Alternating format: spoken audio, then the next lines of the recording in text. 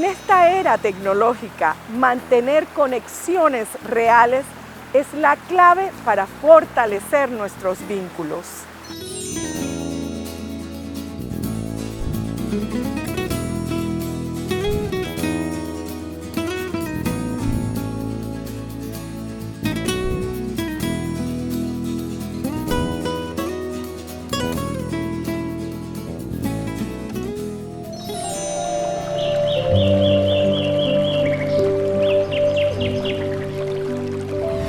Qué alegría estar una vez más aquí en Transformándonos. Soy Giselle de la Hoz y hoy nos acompaña la licenciada Susana Díaz Santamaría, psicóloga clínica. Bienvenida, Susana. Gracias, Giselle. Gracias a los que nos escuchan. Muchísimas gracias a Transformándonos por la invitación. Claro que sí. Y Susana, nos traes un tema tan importante. Bueno, todos los temas son importantes, pero esta era tecnológica que nos está llevando a una velocidad en nuestras relaciones, en nuestra convivencia. Sin embargo, quisiera que el tema que nos trae se llama el apego y la era tecnológica y que arrancáramos por definir qué es el apego, porque naturalmente escuchamos este concepto y muchas veces no sabemos la profundidad del término. Primero, entender el concepto de apego. Creemos o tenemos la conceptualización que apego es solamente porque estoy muy cercano a un novio, estoy muy cercano a mi esposo, no me puedo alejar de él, pero el apego es mucho más que eso. El apego va más con la conexión, con el modo de vincularnos, cómo conecto con las demás personas. Esto incluye cómo conecto con mi familia, cómo conecto con mis amigos, con mis vecinos, con mi novio, con mi pareja, con mis compañeros de trabajo, cualquier modo en el que nos conectamos, ¿no? Para no aburrir un poquito con la teoría, tenemos que entender que hay diferentes modos de conectarnos. Primero está el esperable, ¿no? El que todos esperamos, que es una conexión más segura, es un apego más seguro. Es en el que nos sentimos en confianza de decir lo que sentimos, tenemos la plenitud de si algo no nos gusta, poder decirte, mira Giselle, esto a mí no me parece, esto me está afectando a mí. También esa conexión segura es poder, mira, yo sé lo que te está pasando, poder ponerme en el lugar del otro. Eso es lo que esperamos de conexión, que no estamos viendo en redes sociales o no estamos viendo con el uso excesivo de tecnología.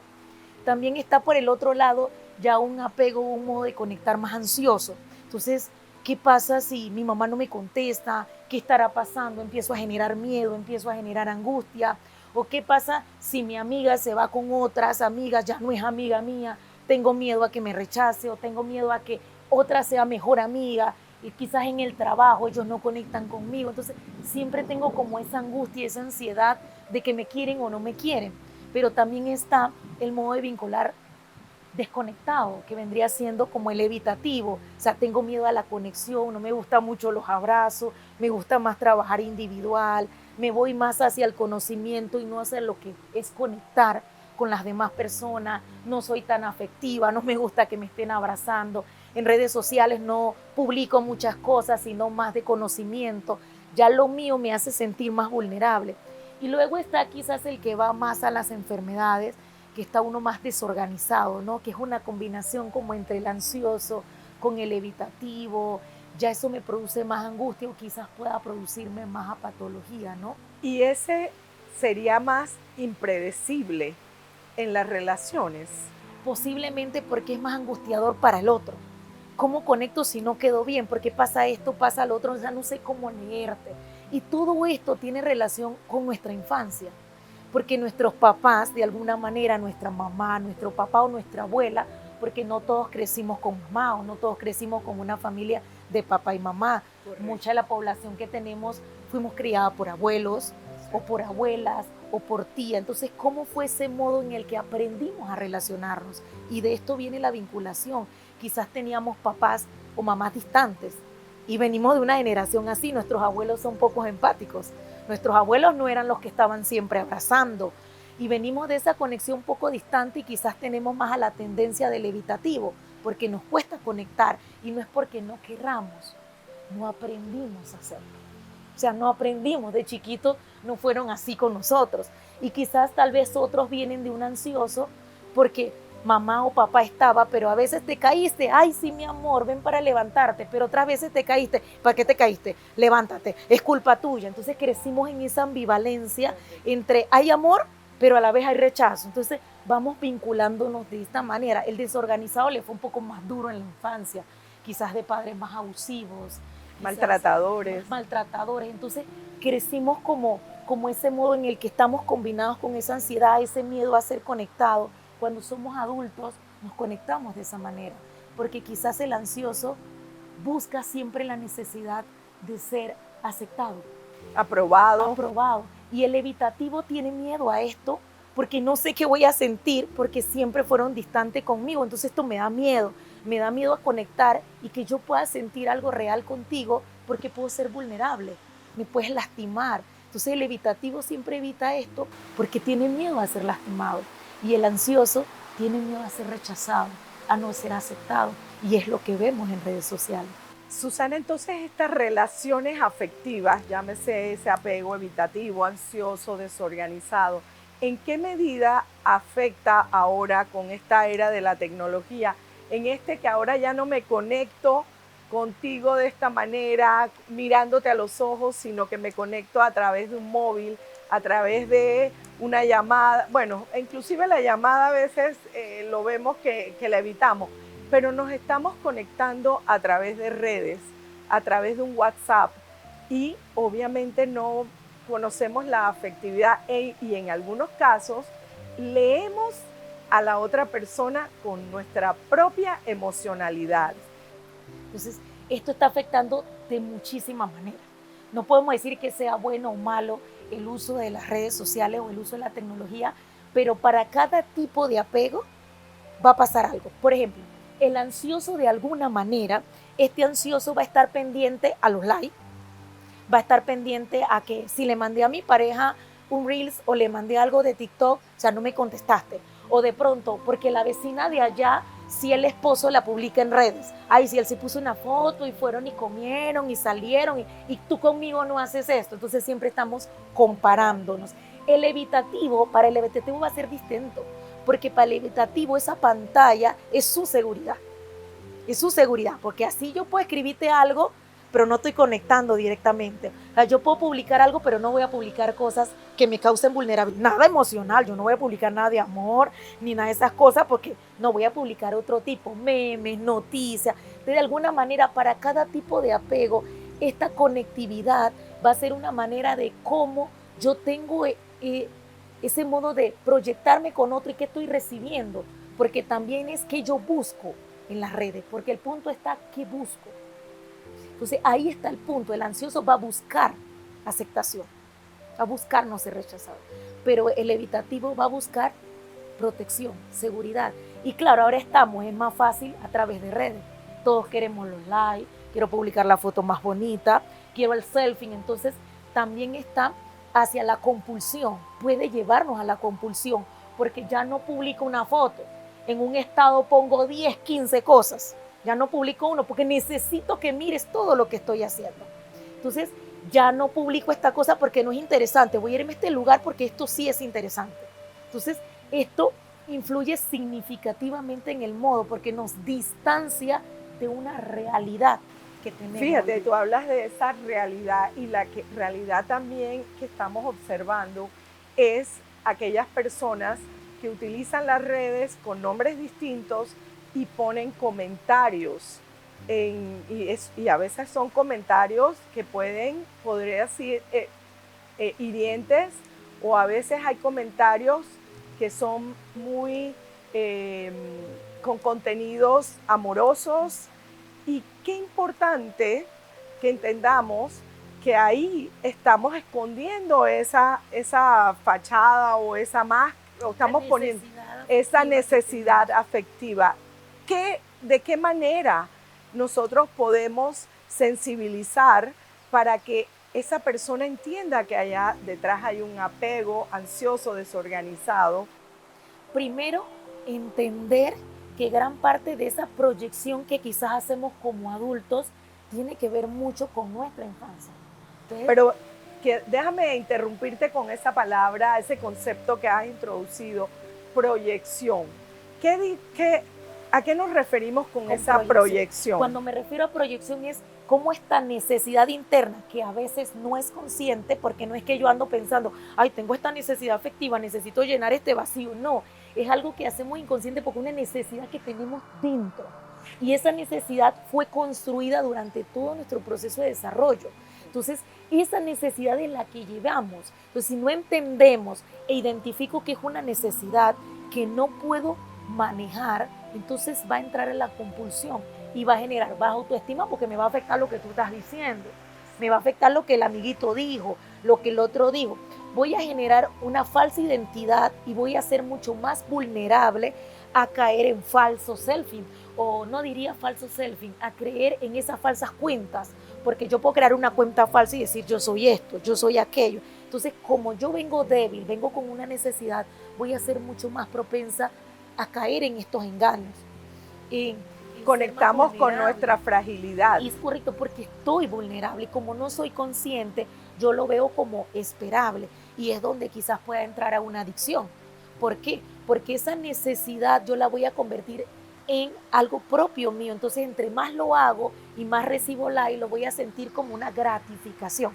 Entonces, yo recibo cosas, me siento gratificada, pero es falso. Entonces, esa gratificación la voy a necesitar siempre. Porque esa gratificación viene de afuera, realmente no es una gratificación de adentro. Necesito del otro. Claro que sí. Vámonos a una pausa y regresamos porque este tema es tan importante para todas las generaciones que hoy nos están sintonizando.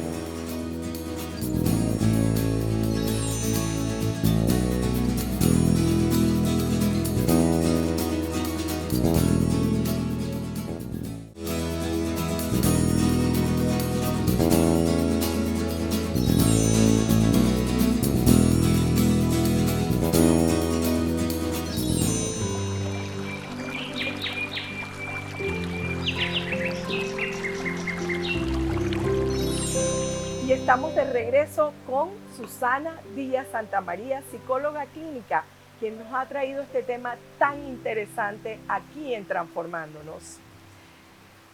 Susana, hay aspectos que desde tu experiencia tenemos que tener en cuenta. La era tecnológica va a una velocidad que muchos nos estamos quedando atrás. Sin embargo, ¿cómo puedes, o con tu experiencia, con tus conocimientos, cómo podemos entender lo que nos viene en esas relaciones afectivas o cómo puede impactar esas relaciones afectivas a la velocidad que vamos? Interesante pregunta, porque nos dirigimos hacia una era menos conectada. Es como tan ambivalente. Vivimos conectados porque tenemos acceso a todo tan rápido, pero a la vez desconectados. Por eso es que cada vez vemos que las relaciones son menos duraderas. Una relación de pareja es muy vulnerable. O sea, tengo el mínimo problema, ya nos dejamos. Las relaciones ya son más distantes, ya no queremos tener hijos.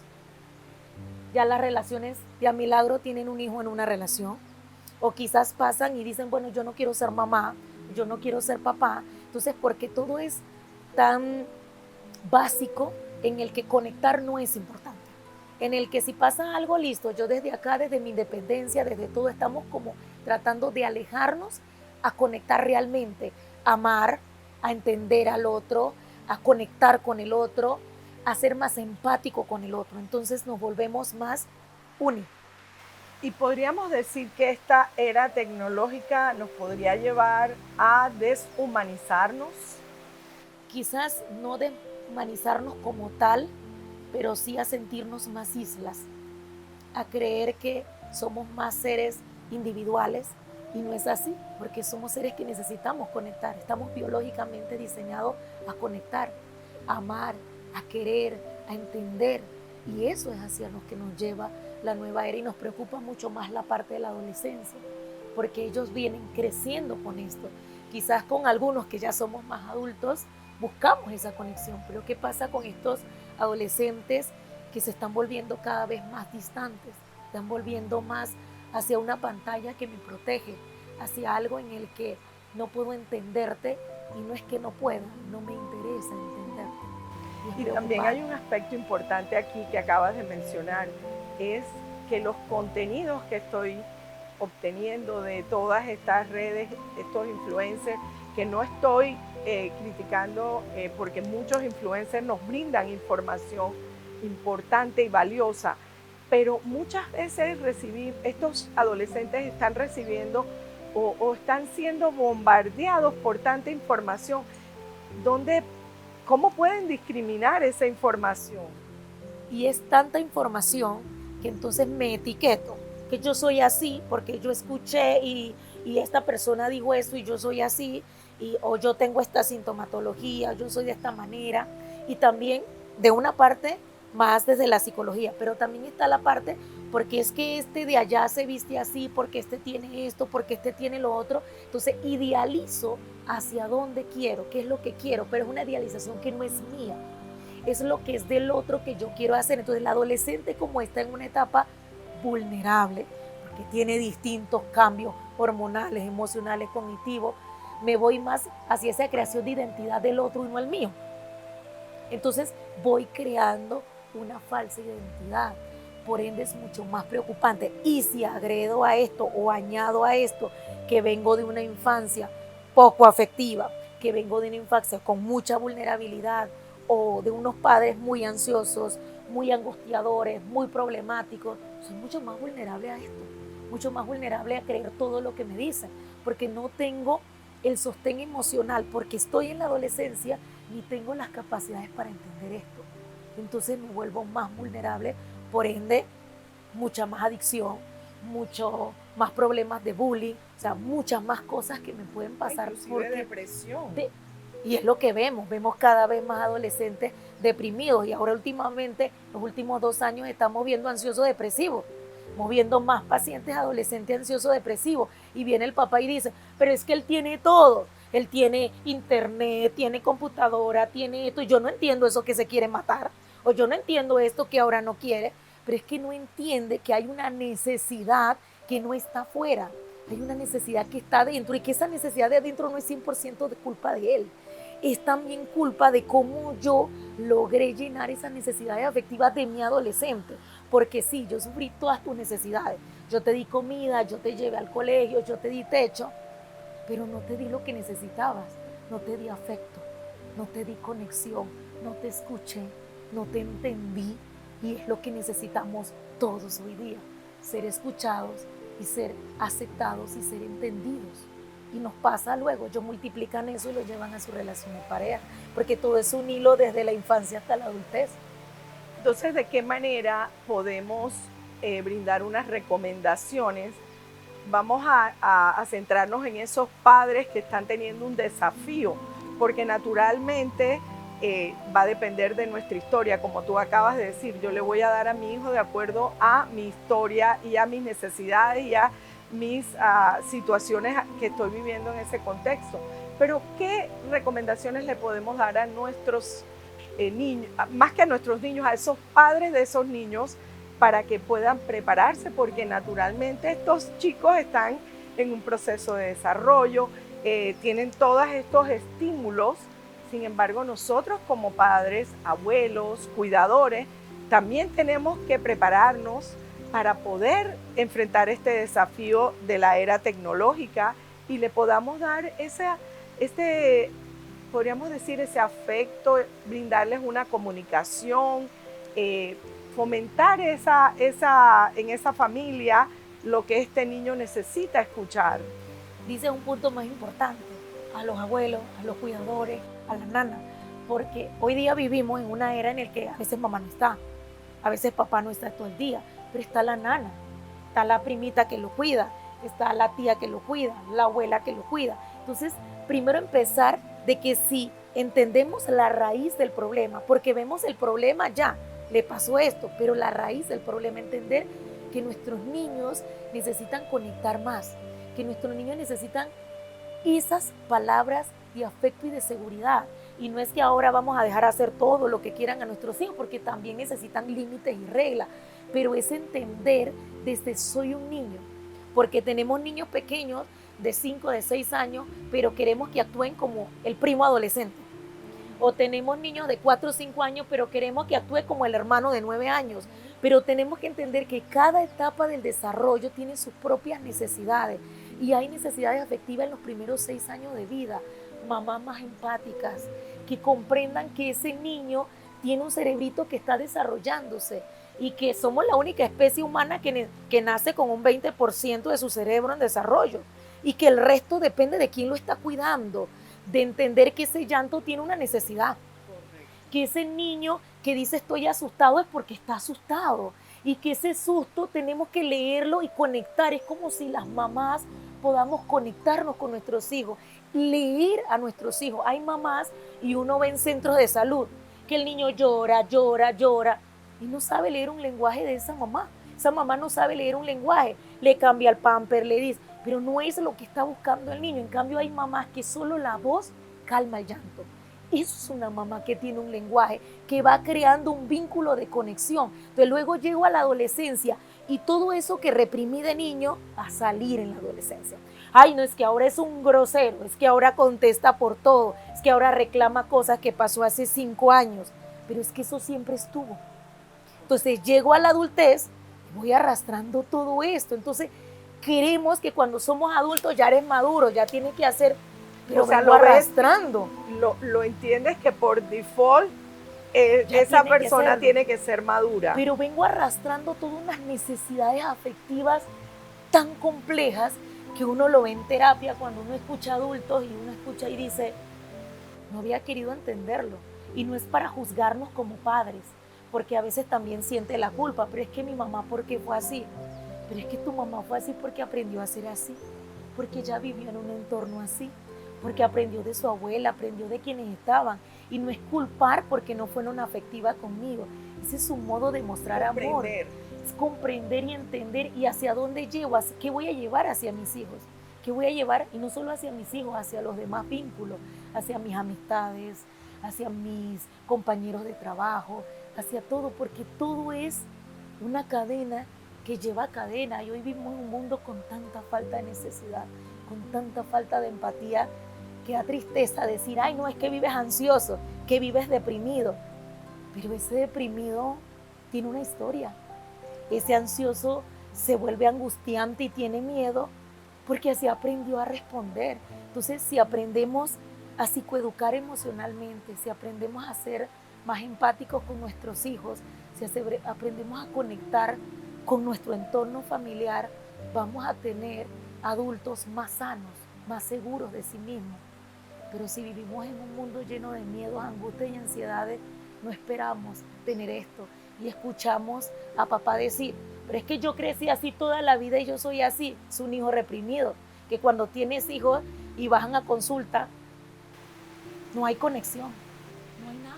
Ahora, Susana, antes de finalizar nuestro programa de hoy, que ha sido súper interesante todo lo que nos has traído y amerita un segundo programa, hay un aspecto importante que debemos tener en cuenta, es que a veces esos niños traen información y nos enseñan, porque la traen de esas redes sociales, escuchan a gurús e inclusive a expertos en la materia y ellos nos enseñan y es maravilloso también esa parte en que el adolescente o ese niño nos enseñe como padres o nos enseñe porque puede ser a ese cuidador, a ese docente.